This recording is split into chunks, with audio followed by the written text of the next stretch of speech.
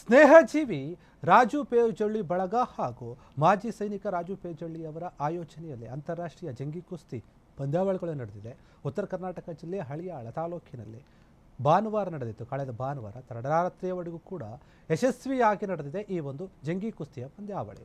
ಹಳಿಯಾಳದ APMC ಎದುರಿನ ಖಾಸಗಿ 8 ಎಕರೆ ಜಾಗದಲ್ಲಿ ಅಂತಾರಾಷ್ಟ್ರೀಯ ಕುಸ್ತಿ ಪಂದ್ಯಾವಳಿಗಳು ಜರುಗಿದ್ವು. ಅಲ್ಲಿ ಬರೋಬ್ಬರಿ 1 ಕೋಟಿ ರೂಪಾಯಿ ವೆಚ್ಚದಲ್ಲಿ ಆಕರ್ಷಕ ಬಹುಮಾನಗಳನ್ನು ಗೆದ್ದವರಿಗೆ ನೀಡಲಾಗುತ್ತೆ ಅಂತ ಘೋಷಣೆ ಕೂಡ ಮಾಡಲಾಗಿತ್ತು. ಕುಸ್ತಿ ಪಂದ್ಯಾವಳಿಯನ್ನು ಕಾಂಗ್ರೆಸ್ ಹಿರಿಯ ಶಾಸಕರು ಹಾಗೂ ಮಾಜಿ ಸಚಿವರಾದ ಆರ್.ವಿ. ದೇಶಪಾಂಡೆಯವರು ಉದ್ಘಾಟನೆ ಮಾಡಿದರು. ಆ ಬಳಿಕ ಮಾತನಾಡಿದಂತಹ ಅವರು ಮಾಜಿ ಸೈನಿಕ ಜಂಗಿ ಕುಸ್ತಿ ಆಯೋಜಕರಾದಂತಹ ರಾಜು ಮಾರುತಿ ಪೇಜೊಳ್ಳಿ ಅವರು ಏನಿದ್ದಾರೆ, ಅವರು ಸ್ಪೋರ್ಟ್ಸ್ನ ಒಂದು ಪ್ರೇಮವನ್ನು ಶ್ಲಾಘನೆ ಮಾಡ್ತಾರೆ. ಅಂದರೆ ಕ್ರೀಡೆಯ ಒಂದು ಪ್ರೇಮವನ್ನು. ಅದಲ್ಲದೆ ರಾಜು ಅವರು ನಿರಂತರವಾಗಿ ಕುಸ್ತಿ ಹಬ್ಬ ಆಯೋಜನೆ ಮಾಡಬೇಕು, ಅವರಿಗೆ ನಾವು ಬೆಂಬಲವನ್ನು ಕೂಡ ಕೊಡ್ತೇವೆ. ತುಂಬ ಅಚ್ಚುಕಟ್ಟಾಗಿ ನಮ್ಮ ದೇಶದ ಗ್ರಾಮೀಣ ಕ್ರೀಡೆಯನ್ನು ಆಯೋಜನೆ ಮಾಡಿದ್ದಾರೆ. ಇತ್ತೀಚಿನ ದಿನಗಳಲ್ಲಿ ಗ್ರಾಮೀಣ ಕ್ರೀಡೆಗಳೇನಿದೆ ಅವು ಮೊಬೈಲ್ ಯುಗದಲ್ಲಿ ಕಾಣೆಯಾಗ್ತಾ ಇದೆ. ಇಂತಹ ಒಂದು ಆರೋಗ್ಯಕರ ಸ್ಪರ್ಧೆಗಳು ಹೆಚ್ಚು ಆಯೋಜನೆ ಮಾಡಬೇಕು ಅಂತ ಹೇಳಿ ತಿಳಿಸ್ತಾರೆ. ಇದರ ಜೊತೆಗೆ ಇನ್ನೂ ಸ್ಪರ್ಧೆ ಏನಿದೆ, ಮುಖ್ಯ ಬಹುಮಾನಗಳಾದಂತಹ ಮಹೀಂದ್ರ ತಾರ್ಗಾಗಿ ಹೆಸರಾಂತ ಕುಸ್ತಿಪಟುಗಳಾದಂತಹ ಸಿಕಂದರ್ ಶೇಖ್ ಏನಿದ್ದಾರೆ ಅವರು ಮತ್ತು ಪೃಥ್ವಿರಾಜ್ ಪಾಟೀಲ್, 2ನೇ ಬಹುಮಾನವನ್ನು ರೈತ ಮಿತ್ರ ಟ್ರ್ಯಾಕ್ಟರ್ಗಾಗಿ ಮಹೀಂದ್ರ ಏನಿದ್ದಾರೆ ಅವರು ಗಾಯಕ್ವಾಡ ಹಾಗೂ ಮಿರ್ಜಾ ಇರಾನ್ ಸೆಣಸಾಟದ ಒಂದು ನಡುವೆ ಇತ್ತು. ಅಂತಿಮವಾಗಿ ಪ್ರಥಮ ಬಹುಮಾನವನ್ನು ಮಹೀಂದ್ರ ತಾರ್ನನ್ನ ಹೆಸರಾಂತ ಕುಸ್ತಿಪಟುವಾಗಿಂತಹ ಸಿಕಂದರ್ ಶೇಖ್ ಏನಿದ್ದಾರೆ ಅವರ ಪಾಲಾಗಿದೆ. 2ನೇ ಬಹುಮಾನ ಟ್ರ್ಯಾಕ್ಟರ್ ಹೆಸರಾಂತ ಅಂತಾರಾಷ್ಟ್ರೀಯ ಕುಸ್ತಿಪಟು ಆಗಿದ್ದಂತಹ ಮಿರ್ಜಾ ಇರಾನ್ ಏನಿದ್ದಾರೆ ಅವರ ಪಾಲಾಗಿದೆ. ಇನ್ನು ಉಳಿದಂತೆ ಇದು ಮಹಿಳಾ ವಿಭಾಗದಲ್ಲಿ ನಂಬರ್ 1 ಕುಸ್ತಿಪಟು ಏನಿದ್ದಾರೆ ಸೋನಾಲಿ ಮಡಿಲಿಗೆ ಲಭ್ಯವಾಗಿದೆ. ಅದು ಬುಲೆಟ್ ಅಥವಾ ಸ್ಪೆಂಡರ್ ಸೇರಿ ಸ್ಕೂಟಿ ಕೂಡ ವಾಹನವನ್ನು ವಿಜೇತರಿಗೆ ಕೊಡಲಾಗಿದೆ ಅಂತ ತಿಳಿಸಲಾಗಿದೆ.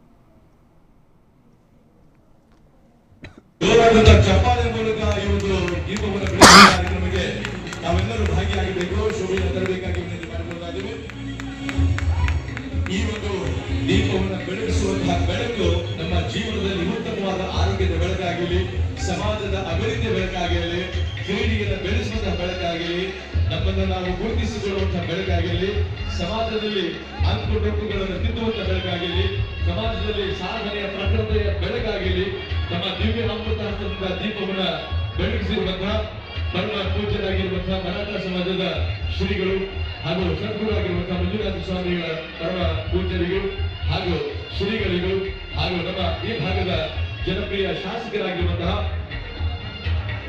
ಹಲವಾರು ವರ್ಷಗಳಿಂದ ಜನಸೇವೆಯನ್ನು ಮಾಡ್ತಾ ಬಂದಿರುವಂತಹ ಅನೇಕ ಹುದ್ದೆಗಳನ್ನು ಗೆದ್ದಿರುವಂತಹ ಇಷ್ಟು ಸುದೀರ್ಘವಾದಂತಹ ರಾಜಕೀಯ ಪ್ರಯಾಣದಲ್ಲಿ ಯುವಕರು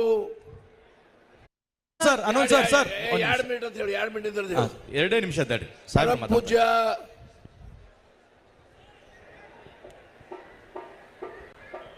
ಮಂಜುನಾಥ್ ಮಹಾರಾಜ್ ಅವರೇ,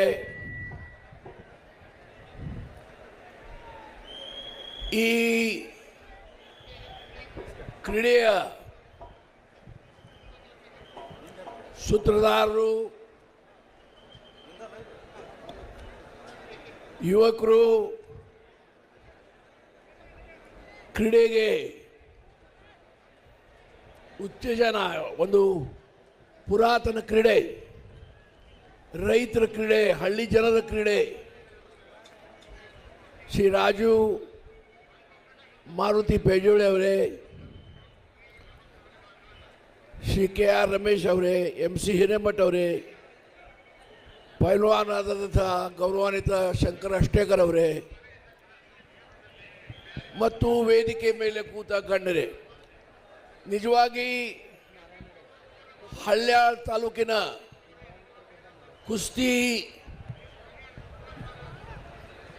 ವಿಚಾರದಲ್ಲಿ ಇದು ಒಂದು ಐತಿಹಾಸಿಕ ದಿನ. ಸುವರ್ಣ ಅಕ್ಷರದಿಂದ ಬರ್ತಕ್ಕಂಥ ದಿನ. ಶ್ರೀ ರಾಜು ಪಿಜೋಳಿ ಅವರಿಗೆ ಪ್ರಶಂಸೆ ಮಾಡಲಿಕ್ಕೆ ನನ್ನ ಕಡೆ ಶಬ್ದಗಳು ಇಲ್ಲ. ನಿಮ್ಮೆಲ್ಲರ ಪರವಾಗಿ ಕುಸ್ತಿ ಕ್ರೀಡಾಪಟುಗಳು, ಕುಸ್ತಿ ಅಭಿಮಾನಿ ಪರವಾಗಿ ಅವ್ರು ಅಭಿನಯಿಸ್ತಾ ಇದ್ದಾರೆ. ಅವರೆಲ್ಲರ ಪರವಾಗಿ ತಾವೆಲ್ಲರೂ ಚಪ್ಪಾಳಿ ಹೊಡಿಬೇಕಂತ ತಮ್ಮಲ್ಲಿ ವಿನಂತಿ ಮಾಡ್ತಾ ಇದ್ದೇನೆ. ಜೋರ್ಲೆ ಚಪ್ಪಾಳೆ ಆಗಬೇಕು ರಾಜು ಅವರಿಗೆ. ಕುಸ್ತಿ ಬಗ್ಗೆ ನನಗೂ ಆಸಕ್ತಿ ಬಹಳ. ಈ ಭಾಗದ ನಮ್ಮ ಗ್ರಾಮಾಂತರ ಪ್ರದೇಶ ಜನರ ಬಹಳ ಹೆಮ್ಮೆಯ ಪ್ರೀತಿಯ ಕ್ರೀಡೆ. ಹಾಗಾಗಿ ನಾವು ಸಹ ಸಾಕಷ್ಟು ಕುಸ್ತಿಗೆ ಉತ್ತೇಜನ ಕೊಟ್ಟು ಹಳ್ಯಾಳದಲ್ಲಿ ಒಂದು ಕುಸ್ತಿ ಸ್ಟೇಡಿಯಂ ಕಟ್ಟಿದ್ದೇವೆ. ಆದಿವತ್ತು ಬಹಳಷ್ಟು ಜನ ಕುಸ್ತಿ ಪ್ರೇಮಿಗಳು ಬರ್ತಾರೆ, ಸಾವಿರಾರು ಸಂಖ್ಯೆಯಲ್ಲಿ ಈಗ ಬಂದಿದ್ದಾರೆ. ಅವ್ರನ್ನೆಲ್ಲರೂ ಸ್ವಾಗತ ಮಾಡ್ತೇನೆ. ಆ ಜಾಗ ಸ್ವಲ್ಪ ಸಣ್ಣದಾಗಬಹುದು ಅಂತ ಹೇಳಿ ಕ್ರೀಡೆ ಇಲ್ಲಿ ಆಯೋಜನೆ ಮಾಡಿದ್ದಾರೆ.